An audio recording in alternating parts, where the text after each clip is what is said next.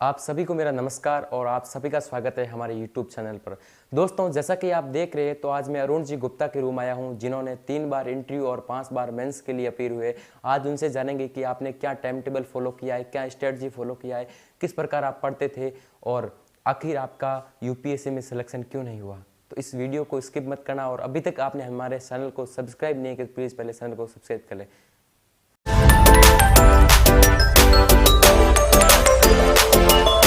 Hello everyone, मैं अरुण गुप्ता हूँ। ठीक है, और मैं यूपीएससी की प्रिपरेशन करवा रहा हूँ अभी। पहले मैंने यूपीएससी में 3 बार इंटरव्यू दिया है और 5 बार मैंने मेंस दिया है।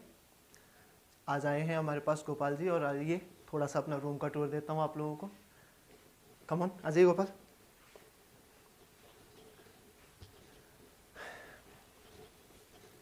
अभी तो बेसिकली देखो, मैं ज्ञान मीमांसा नाम से अपना यूट्यूब चैनल भी स्टार्ट किया है और मैं स्टूडेंट्स को गाइड करता हूँ। किसी इंस्टीट्यूट के थ्रू नहीं, खुद गाइड करता हूँ। और बुक सेल्फ, ठीक है, ज़्यादा तो मैंने ये रखी है अपनी कॉलेज की इसकी बुक्स, यूपीएससी की बुक्स और कॉलेज की बुक्स। कुछ नॉवेल्स मैं पढ़ता हूँ। नॉवेल्स पढ़ना देखिए, थोड़ा सा रीडिंग हैबिट है इसलिए पढ़ लेता हूँ। साथ में थोड़ा इंग्लिश है, थोड़ा इम्प्रूव हो जाती है। खासकर जो लोग रूरल बैकग्राउंड से हैं तो इजी लैंग्वेज की नॉवेल्स आप पढ़ सकते हैं। मैंने स्टार्टिंग की थी महात्मा गांधी की माई एक्सपेरिमेंट विद ट्रुथ से। उसके बाद मैं विवेकानंद के नॉवल पढ़े थे। अब मैं थोड़े डैन ब्राउन वगैरह के, द सीक्रेट है जैसे, रोंडा ब्रांड का, ये भी पढ़ लेता हूँ। ठीक है, आ जाइए। इसमें ये है वर्किंग स्पेस, इतना ही है। सब कुछ अब देखिए ऑनलाइन चलता है, तो यहाँ से काम करता हूँ, यहीं से वीडियो बनाता हूँ और यहीं से अपने स्टूडेंट्स को जो है गाइड करता हूँ। गाइडेंस में मैं प्रोवाइड करता हूँ पूरा 1 साल में क्या क्या कहाँ से पढ़ना है, ये सब चीज़ें मैं हर स्टूडेंट को बता देता हूँ। सर, आप शैक्षणिक पृष्ठभूमि के बारे में बताइए हमें। कि मैंने किया फार्मेसी। पहले मैंने डिप्लोमा किया फार्मेसी में, फिर मैंने बैचलर डिग्री की है, फिर मास्टर्स डिग्री की है। तीनों मैंने किए हैं हरियाणा से, हिसार डिस्ट्रिक्ट से। मैंने मास्टर डिग्री करी अपने गुरजम्बेश्वर यूनिवर्सिटी हिसार से, ठीक है, फार्मास्यूटिकल साइंसेज में। सर, आप वैसे कहाँ से हो? मैं मंडी आदमपुर हिसार डिस्ट्रिक्ट से हूँ। वैसे बेसिकली मैं हूँ राजस्थान से। राजस्थान में भादरा तहसील हनुमानगढ़ डिस्ट्रिक्ट से बेर गांव पड़ता है हमारा, छोटा सा, वहाँ से बिलोंग करता हूँ। लेकिन हम मतलब काफ़ी छोटा ही था मैं, 12 साल का, तब हम शिफ्ट हो गए थे आदमपुर में। तब से हम हरियाणा में आदमपुर डिस्ट्रिक्ट में रह रहे हैं, हिसार डिस्ट्रिक्ट।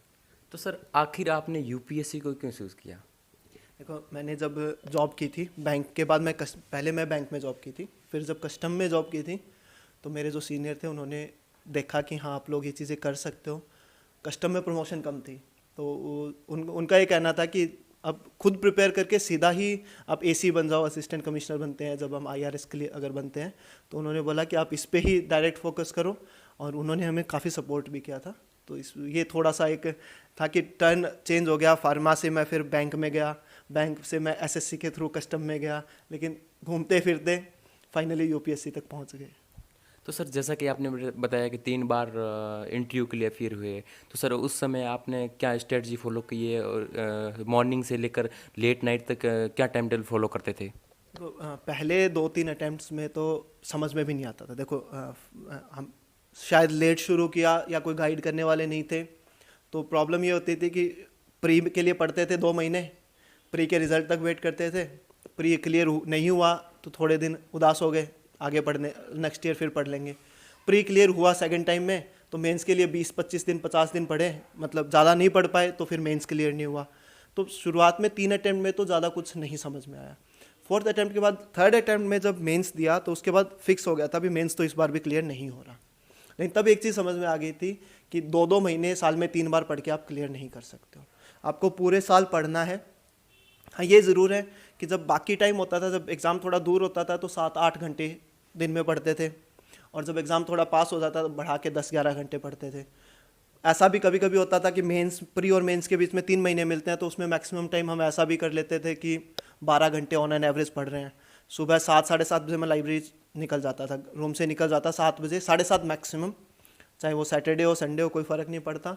और रात को 9:30-10 बजे, कभी कभी रात को 12-1 बजे भी लाइब्रेरी से वापस आता था। तो लाइब्रेरी का ऐसा था कि रूम पे भी पढ़ सकते हैं, बट लाइब्रेरी पे थोड़ा कॉन्सेंट्रेट करना आसान होता है। रूम पे थोड़ा सा रहता है कि चलो कुछ काम हो गया, थोड़ा इधर चले गए। तो लाइब्रेरी में पढ़ता था, मेनली ये मान के चलो भी ऑन एन एवरेज 10-11 घंटे पढ़ ही लेते थे। तो सुबह 7 से लेके मैं लेट नाइट तक पढ़ने वाला नहीं था। ऐसा नहीं था कि मैं रात को 2-3-4 बजे तक पढ़ रहा हूँ, नहीं। रात को 11-11:30 मैक्सिमम सो जाना और सुबह 6 बजे उठना, अपना रेडी होकर 7 बजे लाइब्रेरी निकल जाना। तो सर आपने यूपीएससी का फर्स्ट अटेम्प्ट कब दिया था और लास्ट में? लास्ट अटेम्प्ट मैंने 2019 में दिया है, पिछला अटेम्प्ट, और फर्स्ट अटेम्प्ट मैंने 2014 में दिया था, 2014 में। तो सर आपने कोई कोचिंग ज्वाइन की है फिर? नहीं, मैंने एक्चुअली एज सच कोई कोचिंग नहीं ज्वाइन की प्रॉपर, ठीक है। हाँ, गाइडेंस बहुत सारे उनसे लिए मैंने। तो अभी कोचिंग इंस्टीट्यूट का तो मैं नाम नहीं भी लेना चाहूँगा। देखो किसी भी अगर देखो सिलेक्ट हो गए होते तो सिलेक्टेड बंदे वो लेते हैं। तो हाँ, लिए मैंने, प्रॉपर नहीं ली कि एक कोचिंग इंस्टीट्यूट पे सब कुछ किया हो, कहीं कहीं से थोड़ा थोड़ा मैंने लिया है। और मैंने गाइडेंस, मेरे को गाइड करने वाले बहुत अच्छे लोग थे, तो उनसे मैंने गाइडेंस ली है। तो सर आप जैसे कि 2 बार मेंस, 5 बार मेंस आप क्लियर किया और 3 बार इंटरव्यू के बाद भी आपने सिलेक्शन नहीं हुआ, तो फिर आप अपने आप को कैसे मोटिव कर पा? तो मोटिवेशन तो होता है, देखो फर्स्ट टाइम प्री क्लियर नहीं हुआ तो बुरा लगा, फिर फर्स्ट टाइम जब मेंस क्लियर नहीं हुआ तब फिर बुरा लगा, और जब फोर्थ अटैम्प्ट में मेंस भी क्लियर हो गया था, इंटरव्यू पे गए, इंटरव्यू नहीं क्लियर हुआ तो ये था कि चलो, जब मैं प्रिपरेशन करने आया था तो एक चीज़ मैं सोच के आया था कि चलो ये जो इंटरव्यू तक अगर पहुंच जाते हैं तो प्रिपरेशन सफल है, ठीक है। फाइनल सिलेक्शन हर चीज़ में ज़रूरी नहीं होती। इस प्रिपरेशन में आपके पास नॉलेज इतनी हो जाती है कि आज देखो, आज मैं स्टूडेंट्स को गाइड करता हूँ, मेरे पास ठीक ठाक स्टूडेंट्स हैं, और अर्निंग देखो जहाँ तक बात होती है मैं ठीक ठाक अर्न कर लेता हूँ अपने लिए, और नॉलेज है तो मैं आगे स्टूडेंट्स को बनाने में हेल्प कर सकता हूँ। तो इसलिए ऐसा होता है कि ठीक है, बुरा लगता है कि आपने एक एम लिया था, लेकिन उस एम के साथ साथ ये होता है कि जो इसका रास्ता है यूपीएससी प्रिपरेशन वो बहुत अच्छा है। आपको इतना कुछ सीखने को मिलता है, सिर्फ नॉलेज वाइज नहीं, अपने लाइफ में बहुत सारे स्किल्स मिलते हैं। तो ठीक है, मोटिवेशन इसी चीज़ से आता है, नॉलेज से मोटिवेशन आता है आपको। तो सर आपने आपका मीडियम कौन सा था यूपीएससी के मेरा लिए? इंग्लिश मीडियम था। मैं 10th तक हिंदी मीडियम से पढ़ा हूँ, 11th-12th मैंने इंग्लिश मीडियम से किया, साइंस साइड से। उसके बाद मेरा हमेशा से इंग्लिश मीडियम रहा है। तो सर बिगनर यूपीएससी एस्पिरेंट है ना, उनको शुरुआत कहाँ से करनी चाहिए और कितना पढ़ना चाहिए, कहाँ से, मतलब क्या सिलेबस ध्यान रखना चाहिए? शुरुआती दौर जैसे मेरा भी है, मैंने शुरुआत से आपसे मिला तो मुझे भी लगा मतलब कहाँ से पढूं, क्या कैसे पढूं, तो वो तो बताइए। देखिए, हर चीज़ का एक पैटर्न होना चाहिए, टाइम होना चाहिए। देखिए, आप जैसे फर्स्ट ईयर में हैं, आप अभी से तैयारी करना चाहते हैं, आपको 23 या 24 में अटैम्प्ट देना है। उसी तरह किसी को अगर 22 में अटैम्प्ट देना है, देखिए 21 में अगर किसी को अटैम्प्ट देना है तो मैं ये कहूँगा कि अभी थोड़ा सा लेट है उनके लिए। लेकिन 22 में भी अगर किसी ने अटैम्प्ट देना है तो शुरुआत कीजिए बेसिक बुक से। सारी एनसीईआरटीज़ पढ़ने की ज़रूरत नहीं है। आप 6ठी से 12वीं तक सारी एनसीईआरटीज़ ला के अगर पढ़ने बैठ जाते हो तो बहुत टाइम लग जाता है। आप मान लीजिए 42-43 एनसीईआरटीज़ हैं, अगर आप सभी एनसीईआरटीज़ पढ़ने बैठ गए, एक एनसीईआरटी पे आप मान लो 5-6 दिन भी लगा रहे हो, तो कितने 8 महीने तो आपके सिर्फ एनसीईआरटीज़ में चले जाएंगे। आप पढ़ सकते हो, आप फर्स्ट ईयर में हो, आप अगर चाहो तो उतना कर सकते हो। लेकिन अगर किसी ने 22 में अटैम्प्ट देना है, 1.5 साल बाद अटैम्प्ट देना है, तो उसके पास इतना टाइम नहीं है और ज़रूरत नहीं है। तो सबसे पहले तो अपना सिलेबस जो है उसको याद कर लो। प्री का, मेंस का, ऑप्शनल का सारा सिलेबस याद कर लो। अगर सिलेबस याद होगा तो जैसे ही आप कोई भी न्यूज़ पढ़ेंगे तो आपको एकदम से माइंड में आ जाएगा ये जीएस पेपर 2 का टॉपिक है, ये जीएस पेपर 3 का टॉपिक है।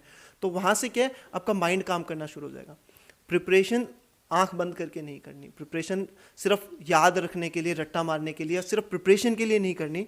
इस प्रिपरेशन के अपने अलग मज़े हैं, उसको मज़े के साथ प्रिपेयर करना है। एक नॉलेज है, कोई भी चीज़ सीखनी है, उसको आप सीखिए, सिलेबस के अकॉर्डिंग सीखिए, और साथ में ये सोचिए कि उस चीज़ को मैं अप्लाई कहाँ कर सकता हूँ।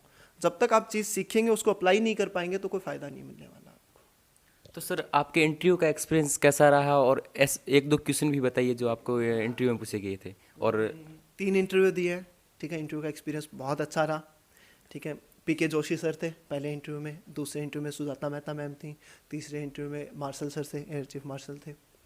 तो इंटरव्यू में देखिए, मेरा फार्मा का रिसर्च है, मास्टर डिग्री मेरी रिसर्च में है, तो फार्मा के रिसर्च से बहुत क्वेश्चन पूछे गए मेरे से हर बार।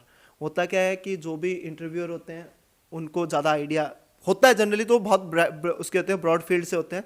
लेकिन फार्मा फील्ड का, जैसे मेरा जो वो था रिसर्च था, वो चूहों के ऊपर था, ठीक है। चूहों पे मेरा ब्रेन पे रिसर्च था। तो वो जब मैंने उनको बताया मेरे इंटरनेशनल पेपर है, रिसर्च पेपर है, तो वो थोड़ा इंटरेस्टेड हो गए। तो इंटरव्यू में एक चीज़ ज़रूरी होती है कि आपका जो डैफ है, डिटेल्ड एप्लीकेशन फॉर्म, उसमें जो आपने लिखा है उससे बहुत सारी चीज़ें बनती हैं। मेरी हॉबी थी कम्युनिटी सर्विस, ठीक है। तो मेरे से पूछा गया भी आपने क्या किया है कम्युनिटी सर्विस में। ब्लड डोनेशन कैंप लगवाता था मैं, फार्मा फील्ड से बिलोंग करता हूँ, तो हेल्थ चेकअप के कैंप्स के लिए, तो उस टाइप की चीज़ों पे बहुत ज़्यादा फोकस रहता था। फिर है आपका, मेरा स्टेट है हरियाणा, वहाँ से क्वेश्चन पूछे जाते थे, फार्मा से पूछे गए, रिसर्च से पूछे गए, इन सब चीज़ों पे बहुत फोकस रहता है। तो सर जैसा कि आपने बताया कि आरएएस मेंस भी दिया है और 2018 का उसका रिजल्ट भी आना है, तो आरएएस के जो भी राजस्थान की तैयारी करे उनके लिए आपका क्या सजेशन रहेगा? देखिए, राजस्थान का सिलेबस बहुत अच्छा है। आरपीएससी का जो सिलेबस है सीधा है। आप हर चीज़ में देखिए, प्रिपरेशन के लिए सिलेबस की बहुत ज़्यादा इंपॉर्टेंस है। राजस्थान के सिलेबस में आपको सिर्फ बड़े सिलेबस पे नहीं, छोटे सिलेबस पे भी, माइक्रो पार्ट पे भी ध्यान देना है। जैसे सोसाइटी है, राजस्थान में सोशियोलॉजी का एक पार्ट है, उसमें 6 चैप्टर है मान लो, तो आप 6 की 6 चैप्टर के हर टॉपिक को पढ़ के जाओ। क्वेश्चन सिलेबस के अंदर से ही आएगा, बाहर से कुछ नहीं पूछा जाता। पूरा सिलेबस है, लेकिन आपको सिलेबस का हर टॉपिक आप याद करके जाइए, उसको थोड़ा सा देख के जाइए, टॉपिक वाइज टिक करिए। जैसे सोशियोलॉजी में 6 चैप्टर है, एक चैप्टर में 3 टॉपिक है, 18 टॉपिक्स है, 18 टॉपिक्स पढ़ लो, उसको टिप कर लो, छोटे छोटे नोट्स बना लो, क्योंकि राजस्थान में एक 10 मार्कर आता है, तो छोटे टॉपिक्स है उसमें से 10 मार्क्स का कोई क्वेश्चन नहीं आता, 5-5 मार्क्स के आते हैं। तो इतने इतने नोट्स बना लो कि आप 5 मार्क्स का उसमें से लिख पाओ बस। लेकिन सिलेबस का हर टॉपिक कवर करके जाओ, हर टॉपिक से क्वेश्चन आएगा। जैसे for example yoga and sports है, उसमें योगा एंड स्पोर्ट्स में 20 नंबर का पेपर आता है, ठीक है। तो उसमें क्या है, योगा के हर टॉपिक से 2 नंबर, 2 नंबर के 2 5 नंबर के क्वेश्चन आते हैं। 7 क्वेश्चन और 7 टॉपिक हैं, ठीक है। तो 7 टॉपिक में से एक एक क्वेश्चन जरूर पूछा जाएगा। तो अब टॉपिक छोड़ो मत, उस टॉपिक को अच्छे से करके जाओ। बहुत ज़्यादा सिलेबस नहीं है, बट टॉपिक्स इतने लिमिटेड है, लेकिन अच्छे से करने हैं, बस इतना। तो सर वर्तमान में अभी आप क्या कर रहे हैं? वर्तमान में मैं देखिए स्टूडेंट्स को गाइड कर रहा हूँ, ठीक है। जो भी स्टूडेंट्स चाहते हैं कि अपनी प्रिपरेशन करनी है बिना कोचिंग के, जो लोग प्रिपेयर करना चाहते हैं, तो मैंने अपना एक यूट्यूब चैनल भी बनाया ज्ञान मीमांसा नाम से, और उसी नाम से मैं अपना इंस्टीट्यूट भी है, जिसमें मैं क्या करता हूँ, जो भी है स्टूडेंट्स जो चाहते हैं कि हम कोचिंग नहीं लेना चाहते हैं, क्योंकि मैंने भी कोई ऐसे प्रॉपर कोचिंग नहीं ली।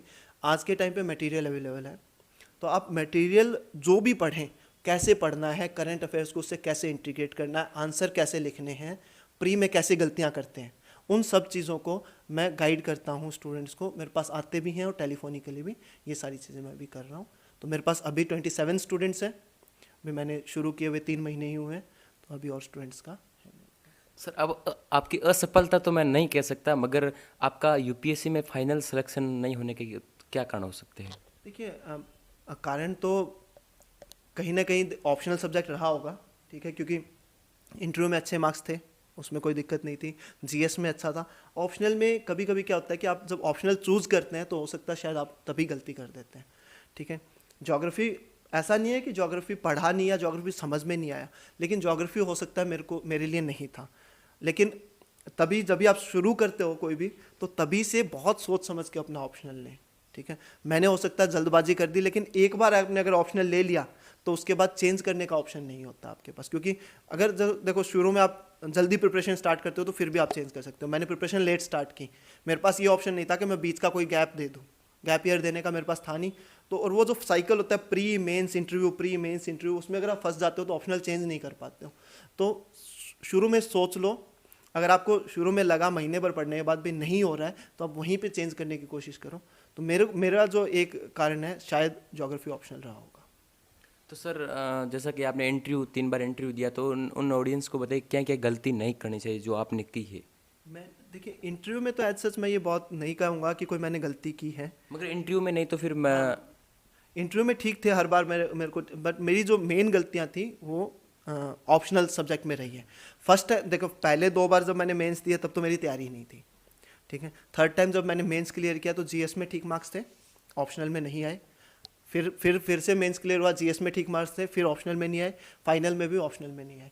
तो गलती मैं तो फिर मेरे को जब तक देखिए हर बंदा अपने आप की एनालिसिस कर लेता है, मैंने जो अब तक एनालिसिस की है वो ज्योग्राफी ऑप्शनल था, वो थोड़ी सी वहाँ पे गड़बड़ रही है। बाकी ठीक है, अभी भी इतना नॉलेज है इस प्रिपरेशन का कि प्रिपरेशन करने के बाद आई एम हैप्पी, इतना है कि चलो कुछ ना कुछ तो लाइफ में कर ही लेंगे। अच्छा, तो सर अंत में आपका क्या सजेशन रहेगा? सजेशन ये है कि देखिए प्रिपरेशन है, लंबी प्रिपरेशन है, कंसिस्टेंसी बहुत ज़रूरी है। दूसरी चीज़ है, नॉलेज आपको बहुत अच्छी हो जाएगी। तो ये सोच के इस प्रिपरेशन में कभी मत जाना कि प्रिपरेशन एंड है या आप बनोगे तभी कुछ होगा, ठीक है। प्रिपरेशन अपने आप में बहुत अच्छी है, जो जर्नी है वो बहुत अच्छी है, तो जर्नी को एंजॉय करो। अगर आप जर्नी को एंजॉय करोगे तो सक्सेस तो मिलेगी ही मिलेगी। 5 लाख लोग फॉर्म भरते हैं लेकिन सब प्रिपरेशन नहीं करते। 30-35 हज़ार लोग बहुत अच्छे से प्रिपेयर करते हैं, सभी के सभी अच्छी नॉलेज होती है। तो वही नॉलेज लेने के लिए पढ़ाई करो, सक्सेस मिलेगी आपको फाइनली। धन्यवाद सर, आपने आपका अपना अमूल्य टाइम देकर हमें। थैंक यू, आप लोग आए यहाँ पे। ठीक है। ठीक है, चलो ऑल द बेस्ट सभी को।